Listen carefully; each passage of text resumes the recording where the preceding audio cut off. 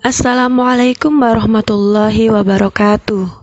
Tidak terasa kita sudah sampai di semester genap di kelas 9. Di awal semester genap ini kita awali dengan pembelajaran secara daring. Dan setiap hari Sabtu seperti biasa kita belajar mata pelajaran IPA. Semoga kalian selalu dalam keadaan sehat.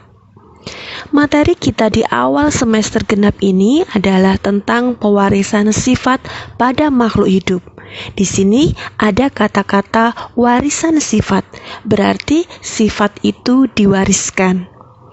Pada pertemuan pertama ini, tujuan pembelajaran yang ingin dicapai adalah yang pertama, kalian bisa memahami molekul-molekul yang berperanan dalam penentuan sifat makhluk hidup.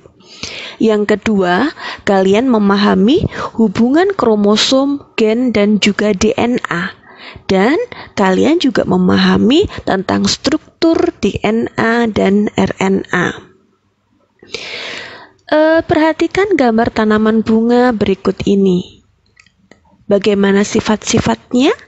Ya, di sini kita bisa melihat warna daunnya hijau, bentuk daunnya lonjong, daunnya tepinya bergerigi-rigi, kemudian warna bunganya merah, ukuran bunganya besar, dan bagaimana dengan sifat-sifat yang lain, misalnya batangnya, baunya, dan akarnya. Coba kalian perhatikan gambar pria berikut ini. Bagaimana kira-kira sifatnya? Ya, kulitnya putih, hidungnya mancung, pipinya tirus, kemudian rambutnya hitam, rambutnya tebal, kemudian bentuk rambutnya lurus. Bagaimana dengan sifat yang lain, misalnya matanya, atau tinggi badannya bagaimana? Kemudian apakah dia cerewet ataupun dia pendiam? Banyak sekali sifat-sifat yang bisa kita identifikasi pada setiap makhluk hidup. Dari beberapa gambar tersebut, kita bisa mengetahui bahwa setiap individu itu memiliki banyak sekali sifat. Sifat itu bisa dikatakan sebagai karakter. Nah, setiap informasi tentang sifat atau karakter ini terdapat di dalam setiap sel, yaitu ada di dalam inti sel atau nukleus. Kita lihat pada pembelajaran sel kemarin kita sudah belajar bahwa di dalam inti sel itu terdapat kromosom. Nah, kromosom kemarin bentuknya seperti ini, seperti benang kusut pada keadaan normal.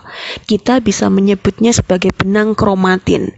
Nah, benang kromatin ini pada saat sel akan membelah, dia akan berbentuk seperti pita. Dan di setiap pita itu ada gen-gennya. Jadi di setiap gen itu berisi satu informasi sifat yang ada pada individu.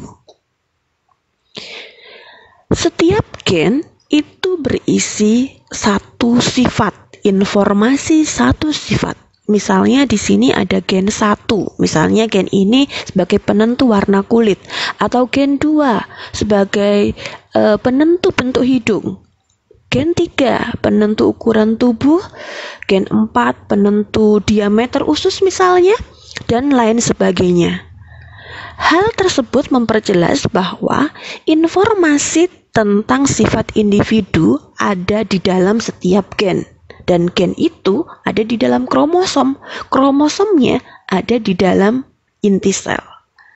Jumlah sifat yang dimiliki oleh individu itu sangat banyak sekali. Hal ini mengartikan bahwa pada setiap sel itu pasti lebih dari satu kromosom. Ini contohnya. Manusia memiliki 46 kromosom, ayam memiliki 78 kromosom, harimau memiliki 20 kromosom, kemudian ini tanaman mangga memiliki sekitar 40 kromosom. Jadi di sini ada perbedaan jumlah kromosom pada setiap individu, karena jumlah sifat dari setiap individu juga berbeda-beda. Setiap gen Jika dilihat lebih dekat, ternyata tersusun atas sepotong DNA. Ini misalnya gen nomor 1 itu kalau dibuka isinya seperti ini. Ini ada sepotong DNA. Gen nomor 2 kalau dibuka itu juga sepotong DNA juga. Gen nomor 3 itu sepotong DNA juga. Jadi di dalam setiap gen itu isinya adalah sepotong DNA. Nah, dari sini kita bisa melihat jika kromosom itu diurai karena dia tersusun atas beberapa gen, maka kita bisa melihat dia tersusun atas DNA yang panjang. Dan setiap DNA itu berisi informasi sifat. Setiap DNA, jika kita lihat lebih jauh, dia tersusun atas 2 untai yang saling berpilin atau disebut double helix. Jadi seperti ini adalah untai yang pertama dan ini yang untai kedua, dan dia saling berpilin, saling membelit. Ini yang disebut sebagai double helix. Jika untai ini saya buka, nah ini ada untai pertama yang warnanya coklat. Ini untai pertama, kemudian yang warnanya biru, ini adalah untai kedua atau rantai kedua dari DNA, dan dua-duanya dihubungkan oleh ikatan basa nitrogen namanya. Dan kedua untai ini, jadi ini untai pertama yang coklat, ini kalau diurai, kemudian yang biru ini yang dari double helix, kalau diurai menjadi yang ini, yang biru yang sebelahnya. Dan keduanya jika dilihat lebih jelas lagi akan tampak seperti ini. Ini adalah untai pertama. Jadi yang seperti garis itu ternyata isinya seperti ini. Ini untai yang kedua. Nah, seperti ini. Ternyata yang seperti garis itu isinya masih ada macam-macam. Ini adalah DNA. Jadi DNA itu ternyata tersusun atas beberapa nukleotida. Nah, ini 1 nukleotida, 2 nukleotida, 3 nukleotida. Jadi setiap kotak yang saya kotak merah ini adalah 1 nukleotida.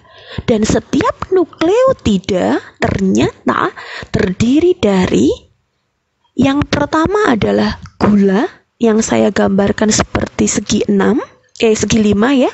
Kemudian yang kedua yang saya gambarkan bulat itu adalah fosfat. Kemudian yang satu lagi yang saya gambarkan ini yang warnanya ungu, di situ ada macam-macam warnanya, itu adalah basa nitrogen. Jadi yang ini.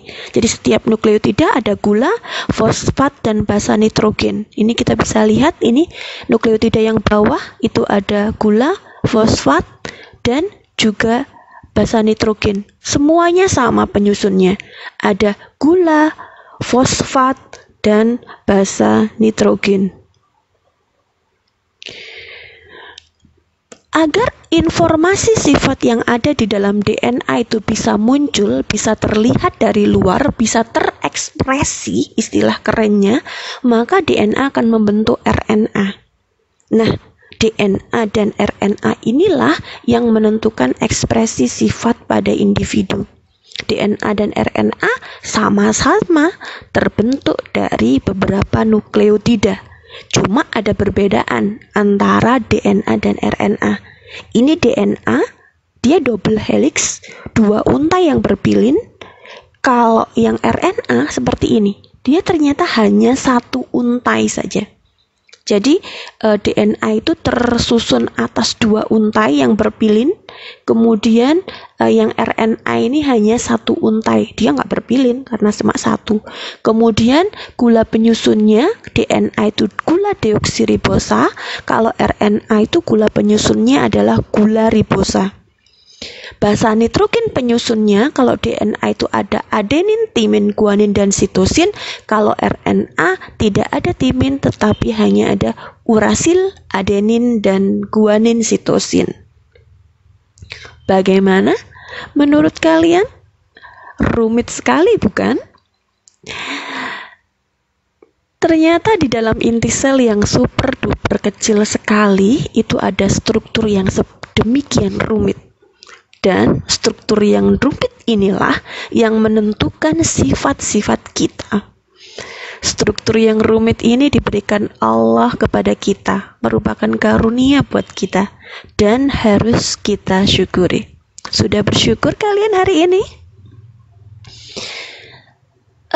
Sekarang kita lanjutkan lagi. DNA itu membawa informasi sifat-sifat kita dan ada pada setiap sel, termasuk sel kelamin, yaitu sel sperma dan sel telur. Ini adalah sel sperma. Sel sperma itu dimiliki oleh seorang laki-laki. Berarti di dalamnya terdapat sifat-sifat seorang laki-laki. Kemudian ini sel telur atau ovum dimiliki oleh perempuan. Berarti di dalamnya terdapat kromosom juga, DNA juga. Berarti terdapat sifat-sifat seorang perempuan.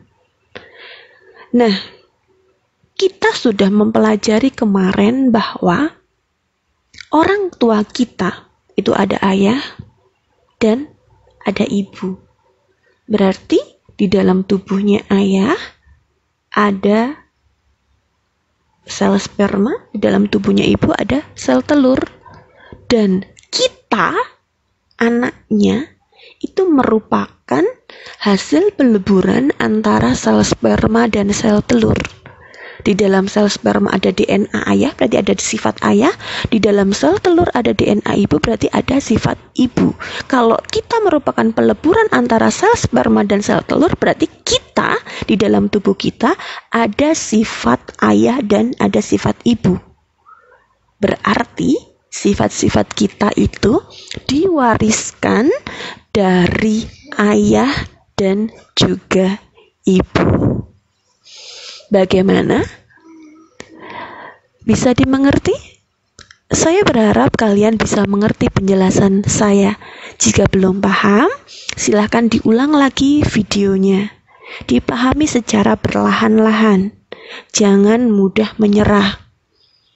Karena belajar merupakan salah satu perjuangan juga. Jangan lupa dicatat di buku catatannya. Assalamualaikum warahmatullahi wabarakatuh.